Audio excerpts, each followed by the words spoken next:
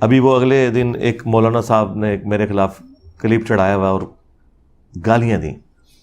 یقین کریں ہمارے اسٹوڈنٹس کو تو جو بیچارے جذباتی قسم کے ہیں نا وہ ویڈیوز دیکھ کے غصہ آتا ہے. جو میرے ساتھ بیٹھنے والے ہیں نا وہ میرے ساتھ بیٹھ کے ہنستے ہیں صرف ویڈیوز دیکھ کے. میں آج تک اپنے کسی میرے خلاف جتنی بھی گالی گلوچ والی ویڈیو ہے مجھے کبھی بھی دیکھ کے نہ تو کبھی غصہ آیا نہ کبھی کوفت ہوئی ہے, بلکہ میری تو میمز ہی وہی ہوتی ہیں جس میں مجھے گالیاں نکال رہے ہوتے ہیں. کوئی مجھے تو مزہ آتا ہے کہ یار ان کے پاس اب کوئی چیز نہیں ہے سوائے گالیاں نکالنے کے. باقی اس چیز کا ضرور دکھ ہوتا ہے کہ ان کی کیا اسلامی تربیت ہوئی ہوئی ہے, وہ الگ بات, لیکن اس کا مجھ سے تو کوئی لینا دینا نہیں. تو اگلے دن ایک مولانا نے ایک ویڈیو چڑھائی ہوئی کہ انجینئر صاحب کے اندر ماں تے شاہی کوئی نہیں. اچھا اب اللہ کے بندو, مطلب یہ کوئی بات ہوئی ہوگی نا, اس کے کوئی شروع میں کوئی اول آخر کوئی بات ہوئی ہوگی, ٹھیک ہے.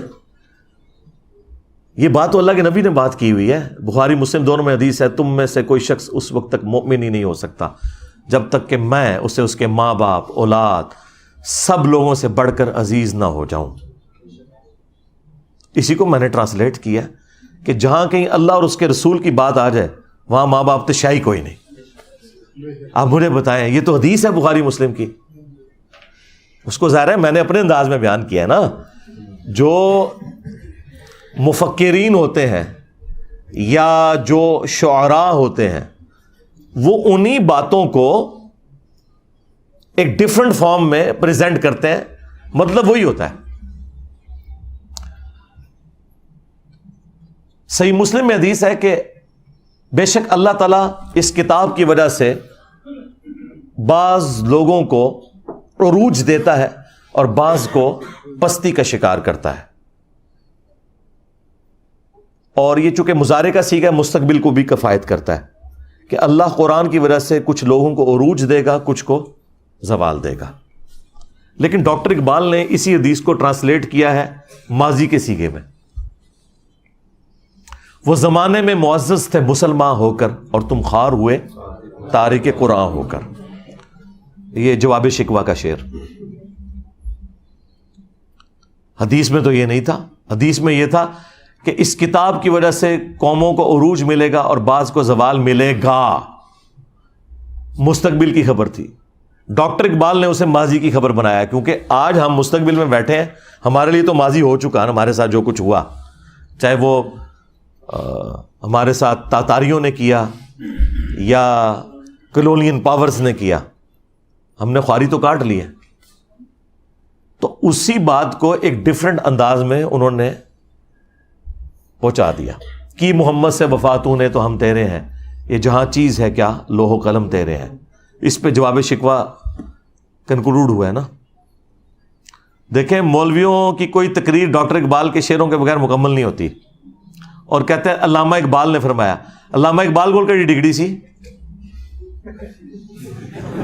دسو. ہاں تمہارے بڑے بڑے مفتی علامہ اقبال کو کوٹ کرتے ہیں اور علامہ کہتے ہیں. علامہ تو وہ نہیں تھے, وہ تو ڈاکٹر تھے.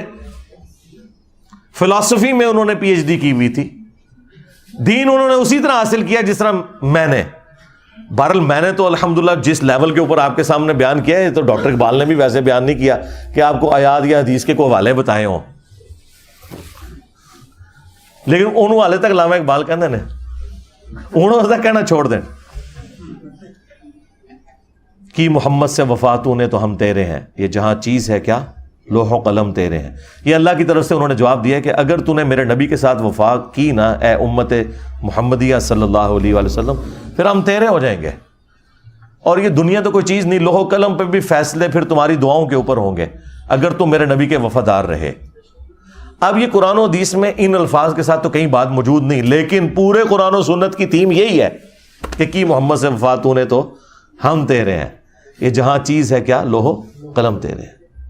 لہذا وہ حدیث کہ تم مومن ہی نہیں ہو سکتے جب تک کہ میں تمہیں تمہارے ماں باپ اولاد سب لوگوں سے بڑھ کر عزیز نہ ہو جاؤں, یہ حدیث پڑھ کے اس کی جب تھیم بیان کرے انسان, ان لوگوں کو سمجھائے کہ جن کی مائیں کہتی ہیں کہ اگر تو نے داڑھی نہ کٹائی تو میں دودھ نہیں بخشوں گی, اور زبردستی وہ بچوں کی داڑیاں مڑوا کے اپنے لیے بھی جہنم کا سبب کرتی ہیں اور اپنی اولاد کو بھی جہنم میں دھکیلتی ہیں,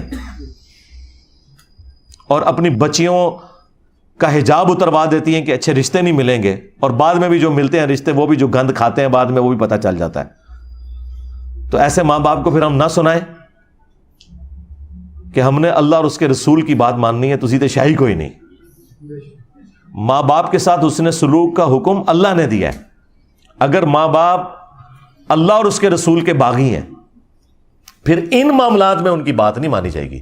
ہاں، دنیا میں معروف طریقے سے آپ نے چلنا ہے، ہیومن ڈگنیٹی وائلیٹ نہیں ہوگی۔ وہ تو سورہ لقمان میں آیا ہے کہ اگر وہ شرک کا کہیں تو تم نے نہیں بات ماننی، لیکن دنیا میں معروف طریقے سے چلنا ہے۔ اور صحیح بخاری میں حدیث ہے، حضرت ابو بکر کی ایک بیوی کافرہ تھی، اسما بنت ابی بکر کی والدہ، حضرت عائشہ کی جو بڑی بہن تھی، انہوں نے کہا کہ میری ماں میرے پاس آتی ہے اور وہ مشرکہ ہے، تو کیا میں اس کے ساتھ حسن سلوک کروں؟